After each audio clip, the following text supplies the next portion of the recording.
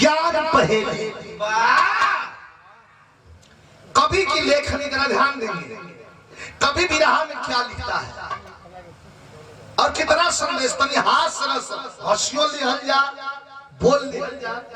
लेकिन मैं हम निहोरा करब कि ये गीत के जरूर रस में सुनो। इनमें कुछ भाव बा। कहल गई बा कि अगर बुर्बक आदमी के पास बहुत धन हो जाओ तो चला खेले बिना ना धन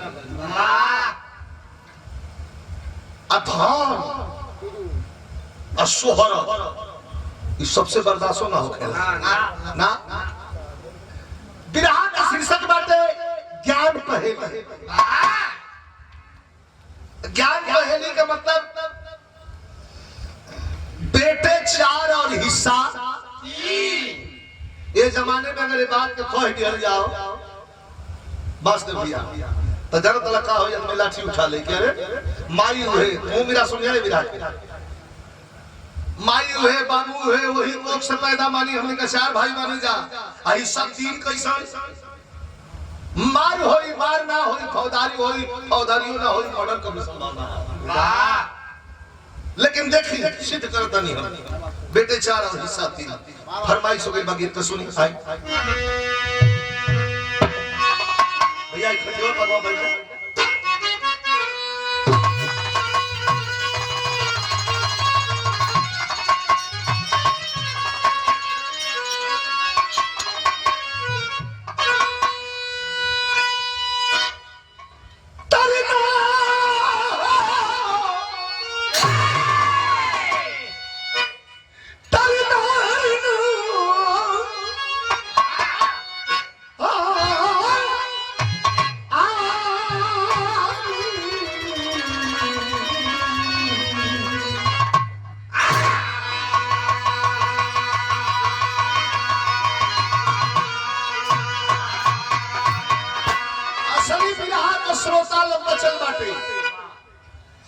को सुन के चल गई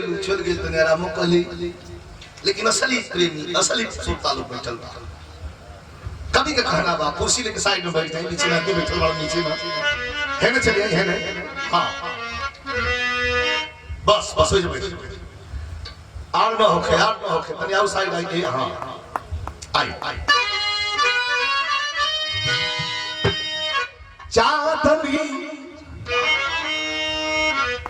चांदनी चांद रोशन करे रात को नारी का मर्द कहलाता श्रृंगार है। पूर्ण पानी से गंभीर बहती नदी गोद की रोशनी पुत्र अवतार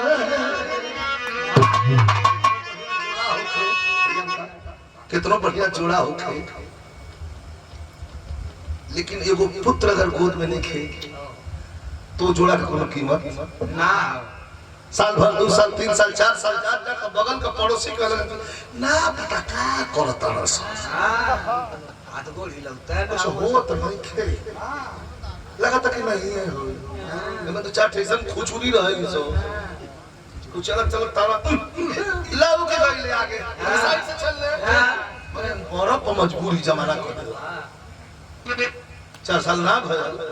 उ ढको तो कभी कहता हूं कि चांदनी चांद रोशन करे रात को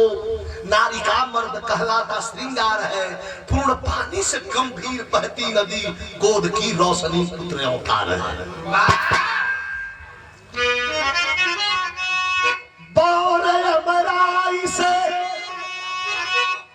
बारे अमराई से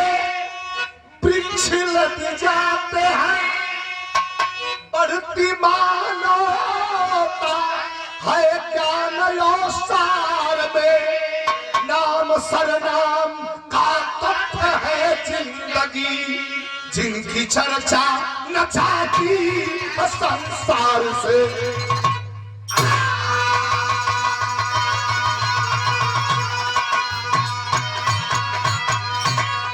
भूख बा कि कितना ज्यादा भोजन कर ले भूख बा कि कितना हमार प्रतिष्ठा बढ़ जाओ, आ केहू के भूख बा कि चाहे भले ही समाज में लात खाई कितना धन बा, लेकिन एक नंबर पर उहे है, एक नंबर पर उहे है, एक नंबर पर के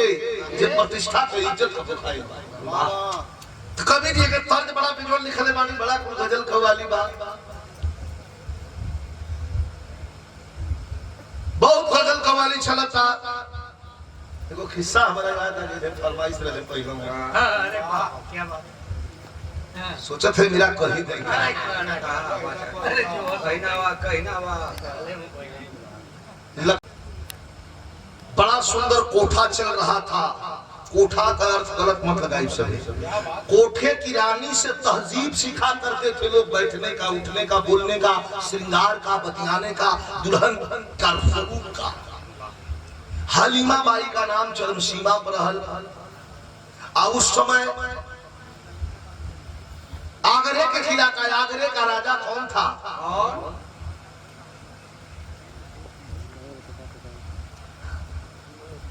मुगल सल्तनत का राजा था। बैठे आगरे का राजा राय किया कि चलेंगे हलीमा बाई के कोठा पर। हलीमा बाई के कोठा पर राजा चल रहे। तनी गाना सुनब जो हलवा तो पिजड़ा में सुगा जी रहे और सुगवा साला इतना गर्म जोशी से वेलकम कर बैठ जाए। आइए आइए राजा आइए, जहां पना है आपका बहुत बहुत स्वागत है। आपको आकर के ये नृत्यंगनाओं को धन्य कर दिया, नाचने वालियों को धन्य कर दिया आपने। राजा टुकुर ताके लगलो कि भाई वाजिद अली शाह, राजा वाजिद अली शाह देखने लगा कि भाई कमाल का तोता है जी। नाच गाना कुल सुनलस, कुल तैयारी अपन देखलस, लेकिन ऊपर नजर तो तवे पबा आ जाए लगल त कहलस की हलीमा बाई ये तोता हमें दे दो। हलीमा बाई कहलस कि आपके माहौल लाख ना हां काहे कि एकर संघर्ष ठीक ना। निकाल लिया तलवार वाजिद अली शाह, जवान लड़ाती है। हरामजादी तोता हमारे हवाले करो का सरकार ले जाए, लेकिन फिर बिगड़ब मत। समझ में आया आपसे ये माहौल में रहल। राजा लगेला निकाल के लोहा के पिजड़ा से सोना के पिजड़ा में डाल, एकदम दूध रोटी दिया गई। दिन भर सब दरबार में, आगरा में, आइए आइए आपका स्वागत है राजा के दरबार में, जहां पनाह के दरबार में टन टन टन टन साला बोला। रात का भूखा लगा तो राजा का 5 गो रानी रहली। पांचों रानी कहली कि तोता राम के तनी हाल ले आई, हम उनके को दर्शन करी जाए। अरे तो अपन पियावा लगने लोग सब सूझ गई। सबेर जब भर तो तोता अपन दिखा गला, आवाज में बोलो सुन पिजवा में से कि अरे उठो रंडियो, उठो उठो, जल्दी की टाइम हो, आओ दो। घबरा गई। अरे तो बरवा का बोलत रे, बैठो ही बैठो तो कता रे मादर सो दांत देख कर रही है रे, उठ उठो। हल्ला मचा रही। राजा खला रे साले क्या बकवास कर रहे हो? तो राजा को ताक तो दुआ का तो तू चुप रह भरला पड़ी। राजा एकदम पास खाली करिया बकता बा, बोलो ना कहां भेजो मत उसको, बेटे बहलिया को ना करे, उसको साले को सिखाओ। लेकिन बहलिया बड़ा टार्चर कैलस तोता के, खइले बिना पहले साल के तोड़ दलस। टे करत हो, यह हाथ उनका टांग पकड़ के मिला उठा के जब चौपा पानी से तो जौन बोला तो लगल चौपाई पर है। रघुकुल दी की सदा चली आई, प्राण जाए पर वचन न जाई। साफ बोलो, शुद्ध बोलो, अभद्र मत बोलो और लोगों की इज्जत करो। लगला साल सीख, लेकिन जो कब ले सीखा पर जो ले उठावे के पर तो अपन बोले। राजा कहने लगे बहरिया गलत की सीखी ना मूड तोता का सीख। ये साला के बहुत टार्चर कइले बन एगो गोड़ बराबर जब उठावे जाने उठाओ तो यार तो शुद्ध बोलता तो दिखाओ तो बहरिया उठाओ लगा। जब उठाओ लगल गोड़ तो कहा कि राजा जी आपके दरबार में किसी चीज की कमी नहीं, कितना सुखी और संपन्न है आपका दरबार, और आपको लगता है कि राजा नहीं साक्षात खुदा। कहला यार तो बड़ा अच्छा बोलने लगा। अच्छा दोनों पैर उठा रहे हो, एक पैर उठा रहे हो, अब दोनों पैर उठा देवे तब तो तोतवा घूम के कहत है दोनों उठा देवे भोसड़ी वाला तो मन गिर ना जाए। कलस ठीक की संगत को मुंह हरी हमरे लागल ना निकल जाए कोई जो भेज दिया थारा दुआरे बटा गए तो आदत छूटती नहीं जी, आदत छूटती नहीं मेरा और तो छूट जाए वो आदत। अरे वाह अब तर्ज हम बिरहा में बड़ी में जोड़ लगल वाह वाह, लेकिन बिरहा का भाव कितना वैसे बढ़िया कि केतनो कुतिया लिखा तो कभी कि केतनो कुतिया के कहना पहिराई जाईना खूब सजाई जाईना खूब बनाई जाईना कले के गढ़ही में गाना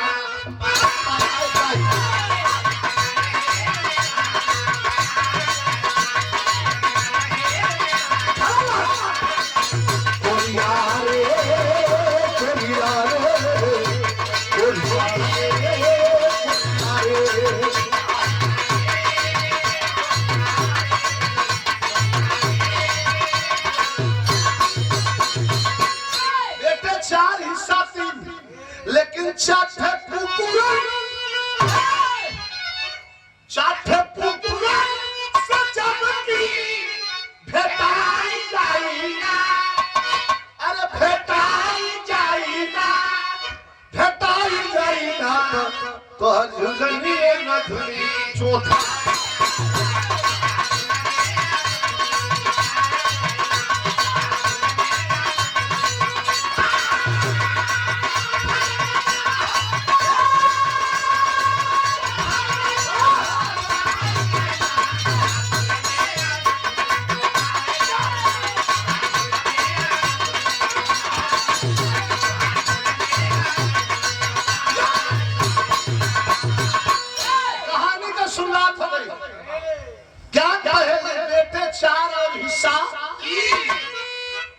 मगध के रहे राजा रतन सिंह सितारे कहानी चल रहा मगध के रहे राजा रतन सिंह सितारे जन्मे थे पुत्र गोद में जो 4 दुलारे हिस्सा लगेगा 3 बेटे 4 हमारे लिखकर बना महाराजा जी परलोक सिधारे। मगध के राजा रतन सिंह के 4 लड़का मरे से पहले मंत्री के बोलौलन अब कहन कुछ दस्तावेज कागज तैयार करत हई कल कैसन कागज हो कह कागज ये हो कि हमारे पास लड़का कैठे में का सरकार 4 थे कह लेकिन हमरे प्रॉपर्टी में राज में किनिए का हिस्सा हो 3 राजगद्दी 3 थे लड़का कह लेकिन कायदा 4 थे नहीं हुआ एगो कहा जाई बतावत हमारा राजा कहा का कि हम मर जाई तो भी को खोली है जी भक्त ई सर्व चेतन मुआदिन सोम के का कहा कि हिस्सा लगेगा 3 बेटे 4 हमारे हिस्सा लगेगा 3 बेटे 4 अरे लिखकर बना महाराजा जी परलोक सिधारे लिखकर बना महाराजा जी परलोक मरने के बाद 4 बेटे खा है गौर कर बोला के बाद रोज जो छुपैला सो तकिया के नीचे से दस्तावेज की फाइल निकाल ले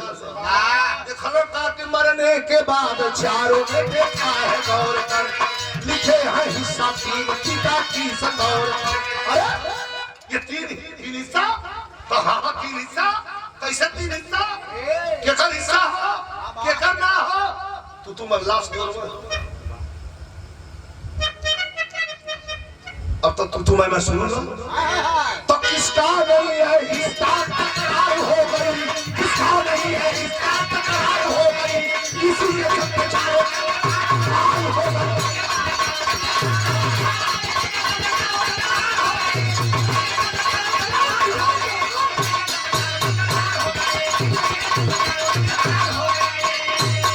किसका नहीं है हिस्सा तकरार हो गई किसका नहीं है हिस्सा तकरार हो गई, आगे खतरा बढ़त गई।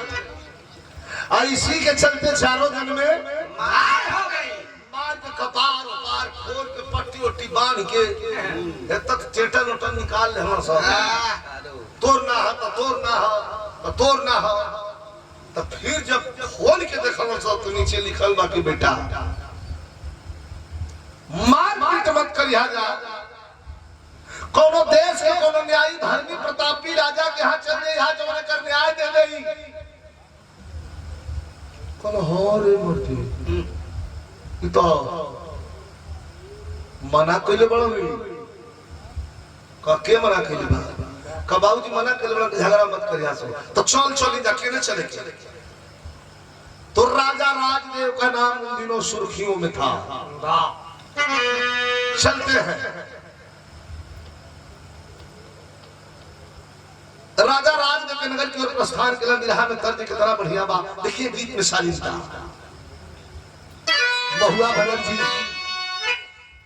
महुआ बनर्जी और भरत शर्मा व्यास का बहुत पहले वो गीत टी सीरीज से आई है, जब हमार कैसेट चलत रहे टी सीरीज में का गीत आई है।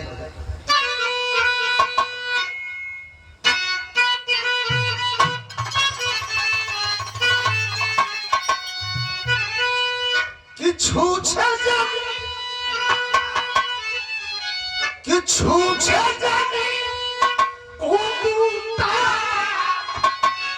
हटाइए मलम जी,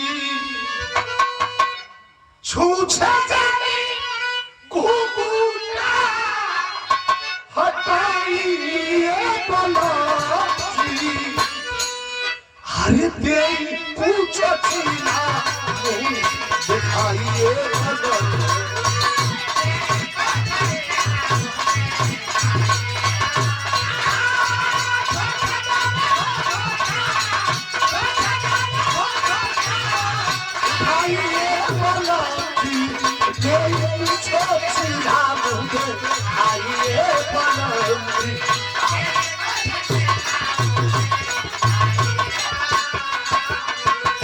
लेकिन चारों भाई कपट्टी ओटी सटल, कोनो का मुंह फुटल बा, कोनो का लोला टूटल बा, कोनो हेजन टेटन निकलल बा। वही तरह चल दो चला भैया, कोनो का बाह मुठल बा। लेकिन कहां चल कि राजा, अरे राजा राजा की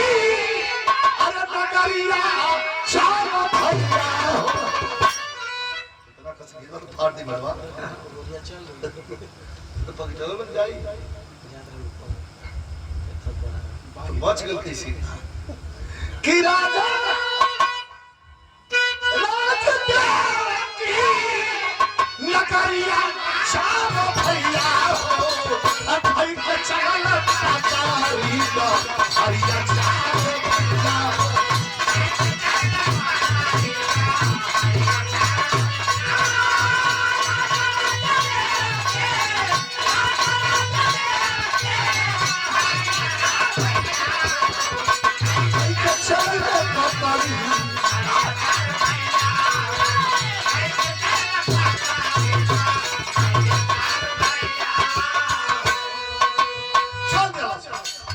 अपना राज से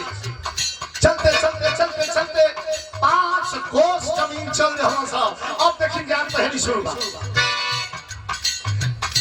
रास्ता में बलुअट जमीन बा, पातर पगडंडी रास्ता गई बाटे। चारों भाई को वही बड़ा भाई रोक दिया कि रुको। का है का जइबा यही जब बुद्धि में परीक्षा ले ले जा, और जब बुद्धि में फेल हो जाई वही का हिस्सा ना रही। जाना तेरे बड़का करो कि तब हम ही शुरू कर देनी वहां शुरू करा करो। जाना तेरे भैया से, जाना तेरे रास्ता से का गई बा का गई लोग को तो कुछ नहीं के का गई बा हम बताओ। ई ज्ञान पर पहली है बड़का कहेला उठवा गई बा कहलिया।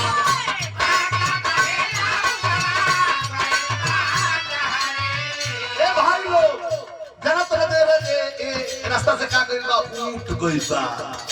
तो दूसरा हटो ना ठीक कहला उठ गई बा,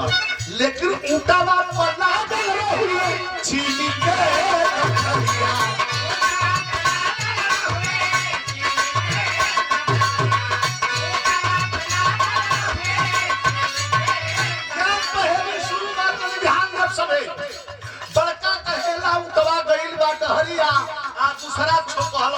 भाग में चले उतवा पर लादल रहुए चीनी के कटरिया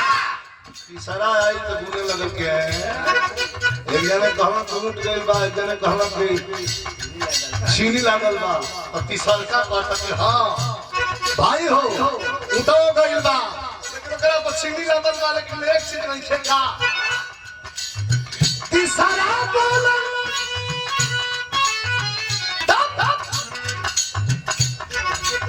छोटका जो सबसे बा तीसरा आवत के भैया ठीक है जना कहला कि उठ गइल बा एक जने कहला कि व्यापारी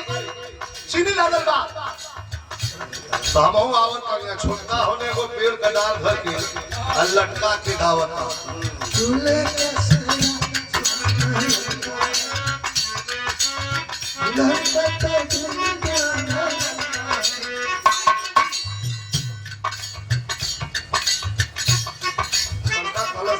साल जो दावत ये जई हम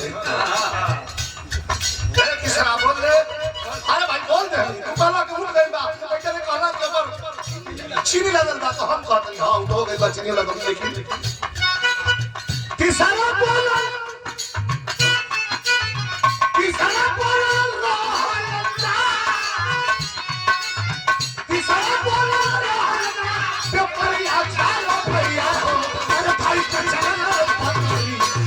हरिया चारो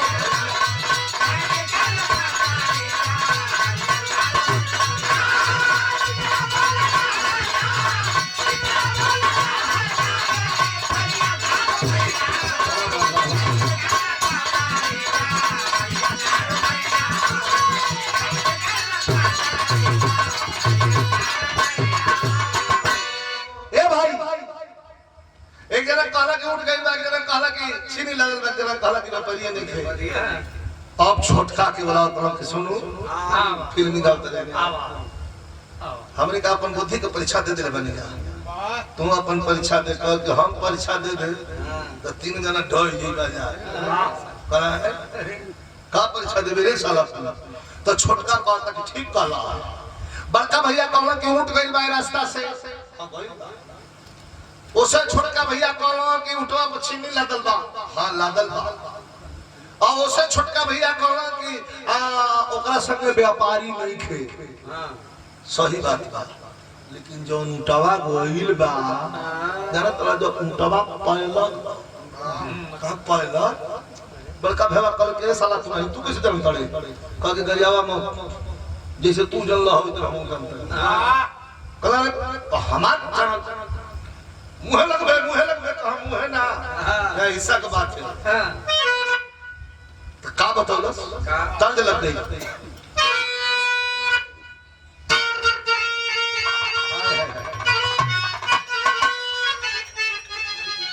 बनारस के छे नाचे वाली रहल बड़ी सुंदर नाचत रहल पढ़ल लिखल पोछर मारो लोग सिखावो लेकिन बहुत बढ़िया गावे साक्षात सरस्वती उसके गले में थी वो खैरुल्ला भाण के मंडली में नाच नृत्य किया करती थी नृत्यांगना तो थी ही लेकिन नाच से जबरदस्त उसकी गायकी के लोग फैन थे दीवाने थे आशा रानी क्या गाती थी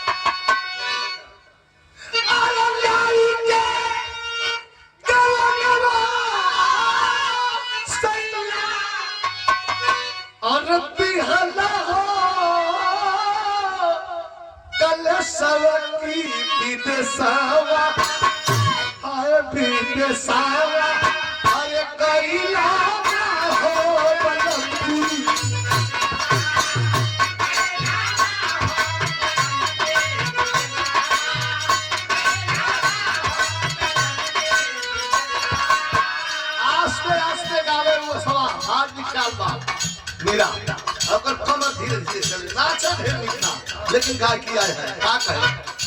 हमारी चांदनी जवानी छलते हरिदास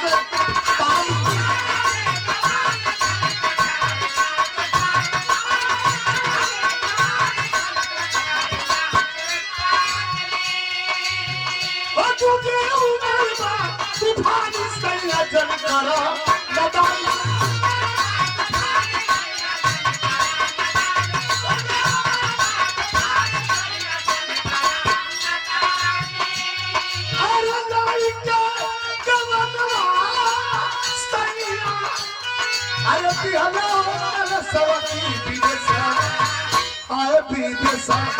अरे कैला हो बलंदी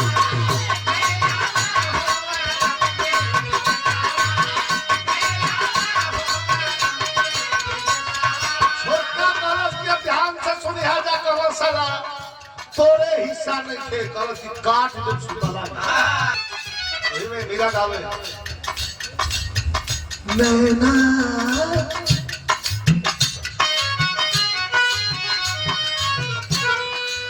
नैना तोरे बैमा डलमुरा नैना तोरे बैमा ले है मोरा ईमान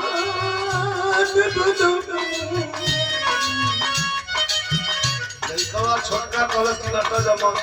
इधर कला को उठ गई बा इधर कला की चीनी लगल बा इधर कला के पानी ना लेकिन हम पता नहीं जब उठवा गई बा ऊ पहला बा कैसे पहला घरे कहा कि उठावा उठावा करो अरे उठावा करो खाली ये कहीं ना दवा तू कहा नाला हाय कहा नाला अरे माना ना हो हीरा दवा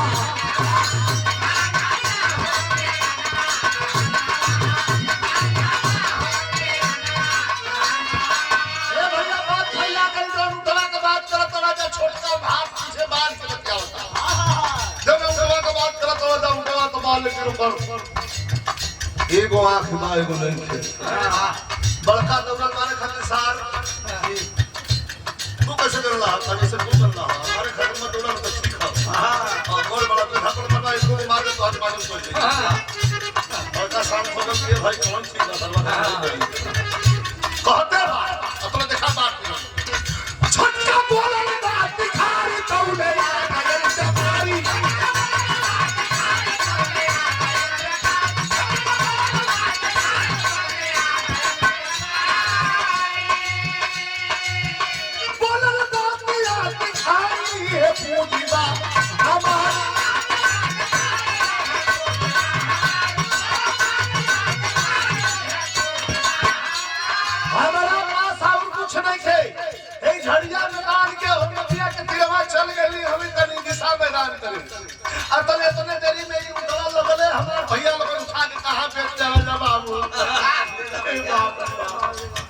चारों जमा चोर हुआ तो भैया ऐसे करा छोड़ के दूसरा पूरी हमारा पास नहीं कि दोहाई बाबू का हाथ जोड़ कर भैया हमारा उठ के लाए बाबू 10-5 किलो चारों भक्त का बड़ा सो अरे हमारे ससुराल में नहीं चिन्ह तड़े हम लोग के बन जा अरे हम लोग राजा के लड़के हैं कल की तो तोहरों की शकल से चिन्हा सेन में हाले तो पकड़ाई बड़ा जा सस को मार मरले बड़ा सा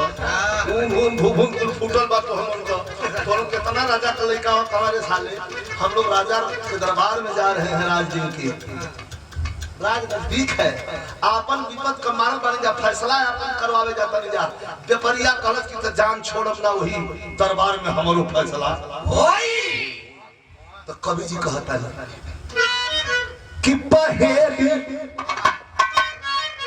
पहेली मेरे लपेली कल्पना पहेली मेरे लपेली कल्पना करती विवाद बनावटी ना करती विवाद केवल किस्मत खड़ी अकेली दरबार में आके चारों खड़ा भैया व्यापारिया आगे पहुंच के राजा को गोड़ धर के बाबू बाप छाती पे अरे क्या हुआ कौन हो काम व्यापारी सरकार तार होने का कारण कई चारों चोर हमारे लगे ऊँट चला के भेज दो सरकार और ऊँटवा के अलावा और पूंजी नहीं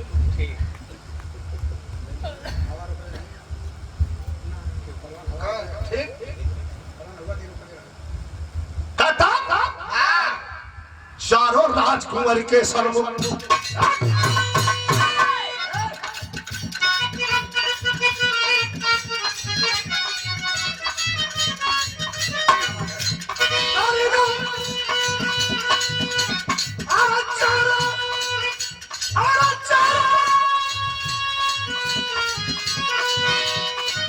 चारों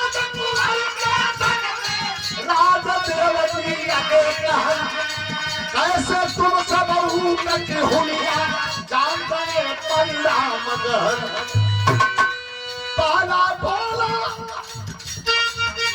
सब उठलिया तो सदा में चला सकता पाला बोला उनके पाँव की कितना निशानी थी पाला बोला उनके पाँव की और गद्दे तार निशानी थी इसी तरह पहचान गया कोई ना खास कहानी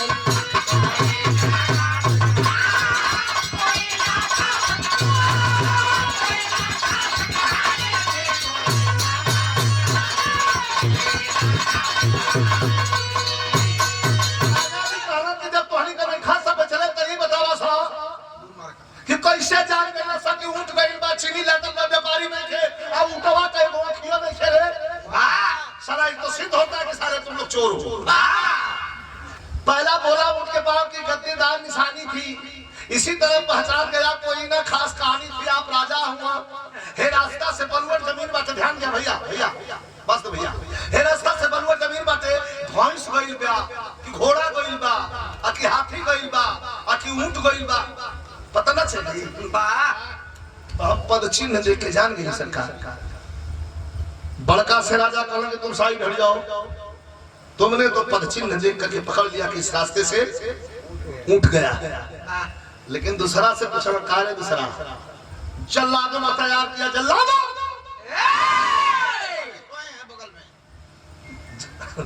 जल्लादों तैयार हो जाओ निकालो हंटर मारो पहले सालों को 10 हंटर दूसर का कल मरबा बाद में पहले बतिया प्रश्नों का जवाब सोना निकाल कर कैसे कर ले हां कि उठवा पछी तो भैया तो जान गए कह दल सकी गद्देदार देख के पद चिन्ह देख के जान गए तो कैसे जान ले कि चीनी गिर रहे अरे चीनी लाद रहे तब बतावा था दूसरा अरे दूसरा बोल खोल के सही करिया हो अरे दूसरा बोल खोल के सही करिया राजा ज्ञानी हो और चीनी की रलरानी भरता राजा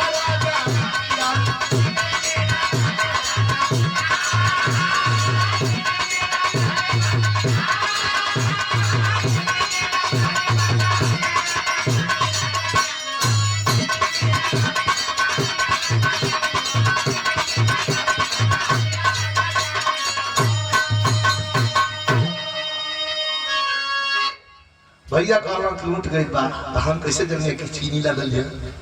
भर डहरिया जब उठवा कोही रहे तो चीनी है ही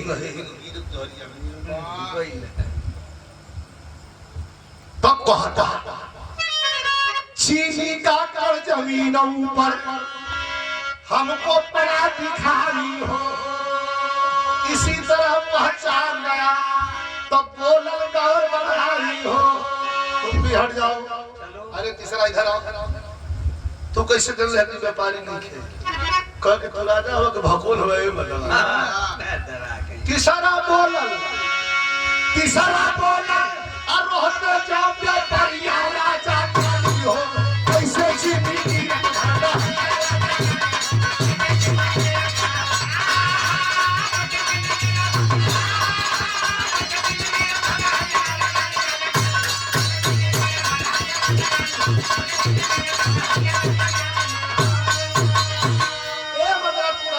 फैसला तो तू ना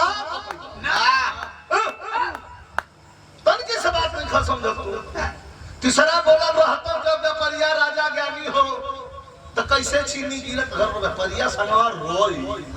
तो छेदवा कौन करीब की भर दे गिरावत ले जाएगी ठीक कल हरे भाई चल तू तीनों को हटा दिया गया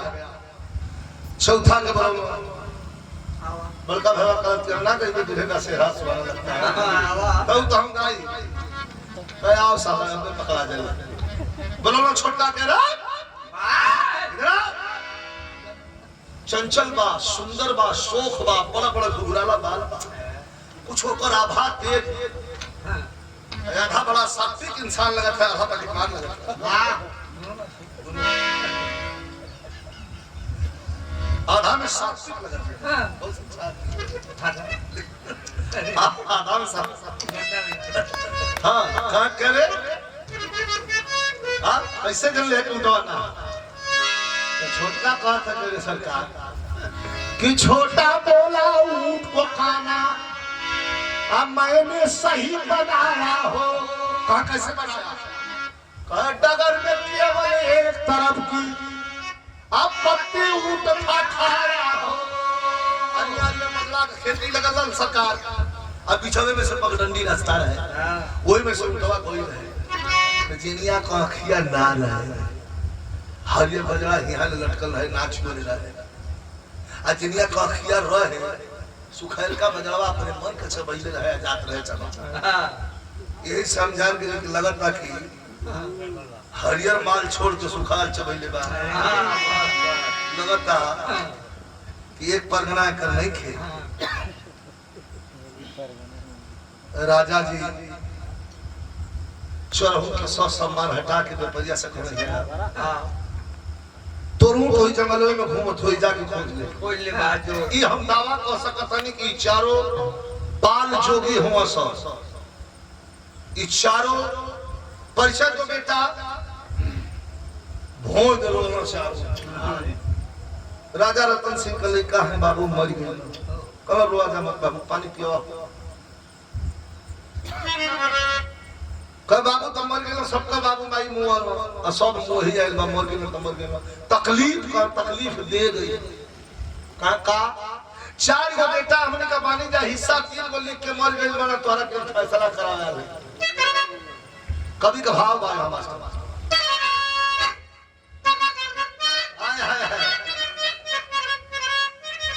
हम कहला कि ज्ञान गहराई ना ओराई दुनिया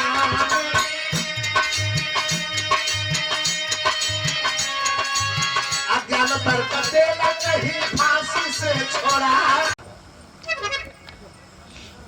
गैला चदरा ओढ़ के जड़िया लेके बुखार आ गई कि बिहान इज्जत छोड़ गई का फैसला का सुनाई केकर कह दे कि नहीं खे तले राजा जी कर रहल ये कलंकी बिटी फैसला करो मैं पिताजी हरसा अरे सब बलिया तो लगे अरे बलिया तो लगे अरे कभी भी खलबे नहीं रोई मत बुखार में मत होई हम फैसला करो राजा बता बैठो कहिए बेटी को दे वो फैसला हमारा तो मन करता कि हम कहीं मर डूब जाए ये सब लेके आई मानो अगर नहीं फैसला सुनाए नगर में हल्ला हो जाएगा कला एकदम रुआ खा पी के सवेरे समय से अपना राज सिंहासन पर विराजमान होके ये अनाउंस कर दे कि हमारी बेटी फैसला है तो सुना देगी हमको क्या कहना लेकिन एगो शर्त बा कहा का कहे चरहू के 4 कोठरी सुता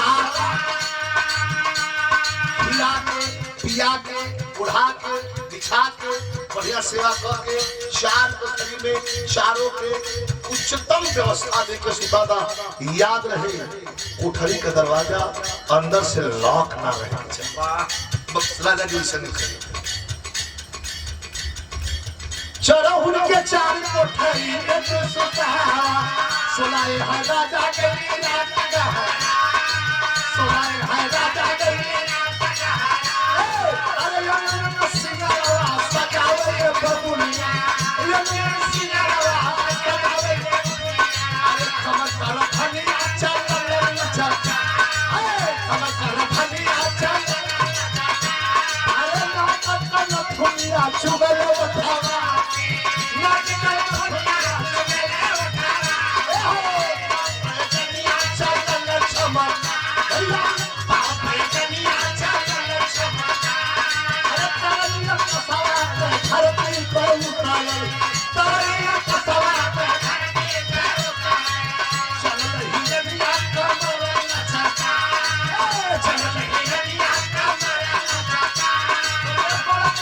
याद में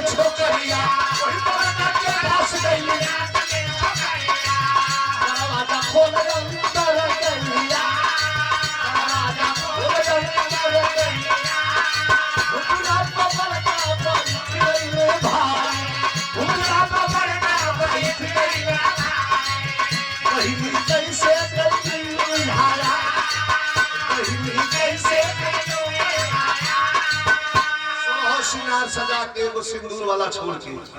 15 श्रृंगार 32 अभिरंग से सुसज्जित इतना सुंदर लग रही है चांदनी रात में कि निकल के जब गई है बड़का कोठरी खोल के अंदर ढलल है सन से बड़का भाई उठ के खटिया पर बैठ गए आयार घुटना के बल बैठ गए जैसे भगवान के आगे बाप तो माथा टेकेगा अब बैठ के गलत के हे बहन हम पहचाना चाहना तू राजकुमारी हो राजा का लेकी हो ये भाई का जरूरत हम हो राजा का लेका ये भाई का जरूरत अर्धरात्रि में तोहरा के कैसे पड़ल बहनी काशेवा अजब इतना सुंदर तो आंख में आंसू आ गए थरिया में से एगो पान निकाल के हाथ धइलस कलश के भैया तोहर हाल चाल जाने खातिर यहाँ खाना ठीक से खिला ये देखिए दोनों भाई बहन के बीच में जो रिश्ता होता है कितनी मजबूती और कितना धार दिए दुनिया कह के और वहां से निकल गए भाई आया सुकून से बड़का सुंदर लेकिन बड़का आया छोटा बड़का छोटका मतलब सरकार वो दोनों कोठरी में गए तो वो कहां से ये बहनी साक्षात सरस्वती हो दुर्गा हो लक्ष्मी हो कैसे आई लोग तीनों के सम्मान दिए और निकल गए घर से ये तीनों का बात छोटका के पास गोरी गई छोटका के पास गोरी गई आंखों में से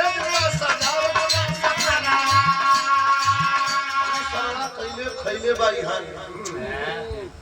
बम बम ढेकार ले तो दोनों से हां आंख मार के सोचत बढ़िया रूम बढ़िया बिस्तर क्या मखमली बिस्तर इतना व्यवस्था हे भगवान एको सुंदर खूब अप्सरा आ जाई तो आनंद आ जाई तौले बिलार के भाग्य से कहर छोटका के पास आइले रात के बाप पजलिया छम तौले इस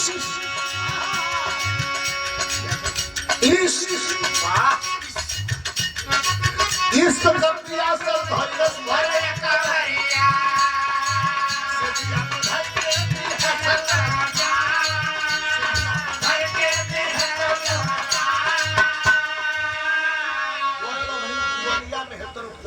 टोलले बिया ए छम पर फूल गिरे चाहिए ऐसे दुआरी में कोट टोलस ए अतुल्य सरा उठ के ताकल गल भाम अरे अरे भगवान दौड़ल हो जैसे जैसे कबड्डी खेलन जा अच्छा के बस कुर्सिया के उठा के हे करे कलश की वाह क्या कहना है क्या कहना है आप कितनी सुंदर कैसी लग रही है मने मने गीत गाता सोन सा सोन प्यार की धुन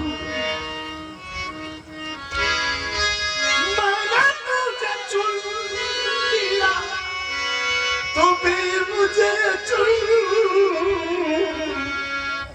अपने मनोन गुनगुना था शेष पर लाया पटक दिया कहा कि अरे हराम जादे छोड़ो मैं कौन हूँ पहचानते हो कहा कुछ ना तू हमारे भाग का कर्म का हिस्सा हूँ अरे मैं राजा की बेटी हूँ सुबह तुम्हें फांसी हो जाएगी छोड़ दो परीक्षा में आंख मूल ले बा कलश गाना में पास होता नहीं होके मरे के तो दुनिया की बाकार है गोड़वा राम ने बकुलिया दाल हो कैसे दहिना गोड़ा कहो ट्राई ले लिया सुना हाँ भाई ले लिया दहिना गोड़वा करी, दहिना गोड़वा में डाल के अब फंसा के इधर तान दे। वाह तुमको उठल चाह बस खाली गोड़वा टाइट कर दो को देख के फिर सूझ जाए। ना विश्वास तो ट्राई मार के देख है कि फंस कर लगे कायदे से। फंसे के चाहिए हां तो जान जा के तो बाथरूम जाए बताइए कीड़ा फांस कीड़ा फंस। हाँ तो कीड़ा मछली जीवन बर्बाद कहता डाल के उसमें फंसौले मच्छी लात रह गई। अरे छोड़ दो छोड़ दो छोड़ दो छोड़ दो चिरौरी कह के इज्जत था अपन बचा लिया, लेकिन छोड़ा था कब साला 4 बजे भोर। अरे जब छोड़ला सुना अरे 2 बेर कूद के धाम धम तेरी बात तो भागल कपड़ा पकोड़ धर के ऐसे उठा के ऐसे पता ही है कैसो पहुंच गई रे बाप। सवेर भयल नहा धो के तीनों भाई अपने कोठरी में से निकलत हुआ। आए के संग 103 डिग्री बुखार छोटका के इतना हाथ पांव भी मर ली, जान भी जाई और मनोकामना भी पूर्ण नहीं हुई। का करे चल बिरा बरस मंजन कोई तेरे खालू खालू मतलब बाहर कह दे वही तेरे भीगल भेड़िया में निकलल पहले तीनों भाई कहां का रे अरे कैसा हाँ जब कलश की भैया लोग अंतिम दर्शन तो हमको करत हन माफ कर दिया जब भैया कला काहे करे तो बोले कहले है का बहुत भयंकर भैया राजावा जान दे तो छोड़ी ना मुआई मोला कले सार सुनाई तो उनके रहल तो हमनी कसानी पानी कहले दिया मन तेलंगाना राजा रहे कले ही तो ना होई जियत भर हिस्सा से कंप्रोमाइज ना होई देना पड़ी हिस्सा मोर जाई दिया सवेरे दरबार सुन गए आकर के चारों भाई खड़े हुए। राजा अनाउंस पर अनाउंस करवाओ तुम कि ऐसा फैसला क्या है? ये फैसला तो हमारी बेटी सुना देगी। चंपा फिर चल रहे हो सिंगार सजा आके खड़ा भाई दरबार खचाखच भरल बा। हाँ बेटी फैसला सुनाओ। क्या बाबूजी पहले है तीनों के एक लाइन में करा, तीनों के एक लाइन में कर दे, छोटका के अलग कर दे। छोटका बड़का भाई को ताक के हाथ जोड़ के भैया आखिरी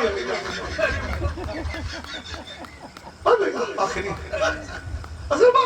आशीर्वाद देता भैया, आशीर्वाद देता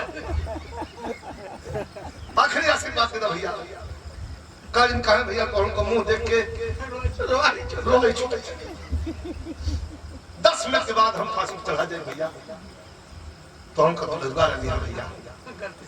गलती सही माफ कर दिया भैया। कमा रे साला बिहानो में भाग मान गई रे साला बच गई उससे कहना भैया भाग तुझे धर दो क्या अपन हिस्सा ना छुए हिस्सा मत छुओ हमारे बुआ। लड़के कहते हैं सीरियस हो जाओ, तू सीरियस हो गई माफी में लगा ताकि सोई गई यही जना जाए केहू ताकत बोलत नहीं एकदम चुप। हमारी बेटी फैसला सुनाएगी। राजा अपने मन का जड़ हो बार एकदम ऐसे ऐसे के सुना दे बेटी हमारी फैसला कहा हाँ बाबा सुना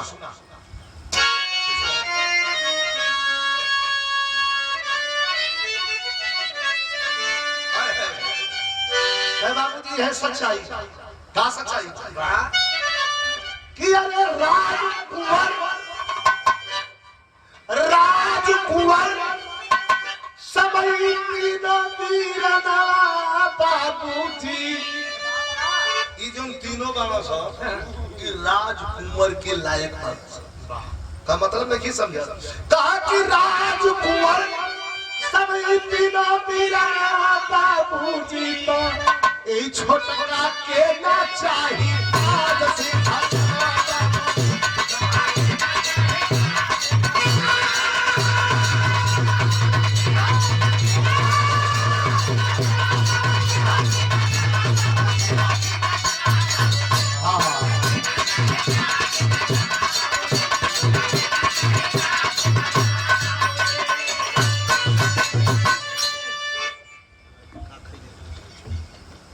राजकुमार संगीत तीनों भी रनवा बाबूजी छोटका केना चाहिए ताज सिंह जितना बुढ़ा थे सारे उतनो धैया थे का बात छोटका केना चाहिए ताज सिंह सनवा बाबू राजा बिगड़ के लाल कर खबरदार ऐसे तो हमारी बात की फलाना कहा या फलाना कहा ना खोल के समझाओ इमोशनल हो गई का बाबू जब लड़की के तन से इमोशनल देखा तो रोजों का आंख नम हो गई का भाई बेटी कराते का इन्हान का परीक्षा लेगा खाते इन्हान की कोठरी राजा कहना अकेला हाँ बाबू जी अकेला कपाट ठोक के राजा वही अपने सिंहासन में कपड़ा पल्ला कल बहुत गलती कर आगे बढ़ा बाबू जी पहले पहिला के कोठरी में गई तो देवी सरस्वती माता बहन कह के हमार सम्मान कैलस राजा कहना बा बा बेटा बा जाओ सचमुच राजा राजपुत्र हो दूसरा तीसरा कोठरी में गई इहो कुल देवी सरस्वती लक्ष्मी और बहन कह के हमार सम्मान कैला बाबू जी कहना बा बहुत सुंदर तीनों बेटा कराओ मेरे बगल में बैठी लेकिन होवे लगा कर बाबू जी छोटका के कोठरी में जब गई राजा तेज कहो तो तकड़ा बन गए बता भाई बाबू जी कहीं नहीं खटिया पर से अपने पलंग पर से कबड्डी कबड्डी करके दौड़ल और उठा ले पोसिया के ले जाए कोई अपने पलंग पर लेटा दे राजा उठ के खड़ा भेल खड़े आगे बोल जल्दी बोल आगे कल बाबू अपने पलंग पर लेटा दे तो इधर तो बस के अपन हो लेटल नहीं बाबू जी अपन हो लेटल तो राजा के पेशाब निकल कल बेटी क्या कह रही हो या और इससे आगे कुछ कहना मत हम मर जाएंगे कल बाबू तुम्हारे मरे वाला सिचुएशन ना मुबाना इज्जत के साथ समझौता ना कही नहीं कल लेकिन सारे के झल्ला निकल तलवार इधर तो जल्लाद लेके और तलवार को छोड़ा दूसरी तरफ से या को साथ के कपार पर धर देना से चुअर मत बड़का भाई को तकलस बोलत ना खाली इतना कहता गई नहीं रहा बड़का भाई कलका बड़का की खत्म इतना दिन का बाद है कह और क्या किया बेटी आगे बढ़ाओ कह बाबू हम अपनी इज्जत ना बचा ले किसी तरह से 4 बजे भोर में छोड़ लो कौन फांस लगा दे रहा हमको उठी बधाई गोड़वा टाइट कर फिर कुआं में सूत जाएगा 4 बजे भोर तक अपने गोद में बाहों में सुलाया रहा लेकिन मैं भी आपकी बेटी हूँ मैं भी आपकी बेटी हूँ अपने इज्जत के साथ मैंने समझौता नहीं किया अपनी इज्जत बचाई हूँ लेकिन याद रहे काल स्वयंवर रखबा तो लोगों के ही है ज्ञात हुई कि राजा की बेटी तो किसी पराये पुरुष के साथ एक रात बिता चुकी है तेरी माटी का गगरी है बाबूजी कच्ची नीचे से एक बिता के काटे शुरू करा सकता हाँ जियत रहा ऊपर से सरवा कटा देखो लड़के का कोई कुछ नहीं करेगा खबरदार सब साइलेंट कहा कैसे कि नेक नजर वाला होना चाहिए राजपुत्र हो राजा का बेटा कैसा होना चाहिए कैसा नेक नजर वाला होना चाहिए राजपुत्र हो अरे छोटा के देदा तू हमार मंगलसूत्र हो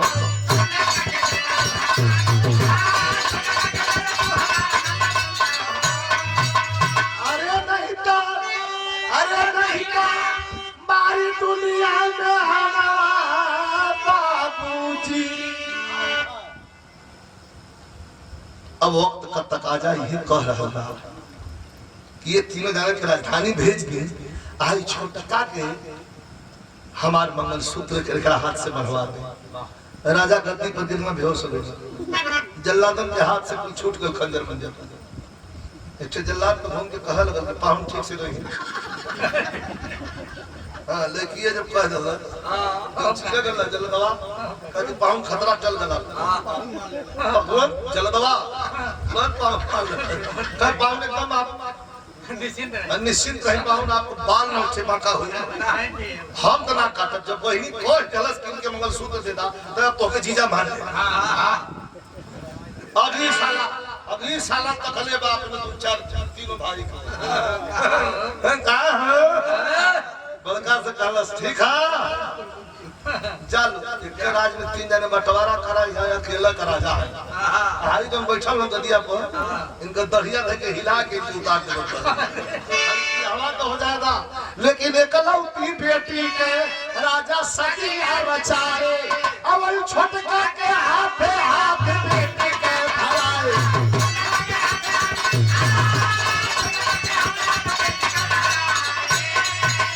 अरे बेटे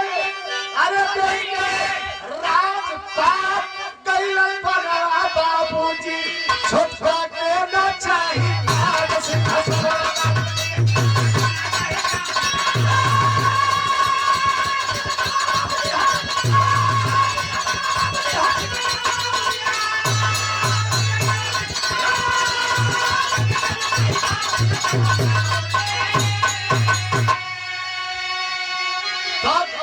गणेश बुद्धि की बलिहारी स्वर्ग चंद्रिका कवि बच्चन जी बने पहेली में अलबेली कल्पना विजयी प्यारे लाल का कविता कला सहेली पहेली में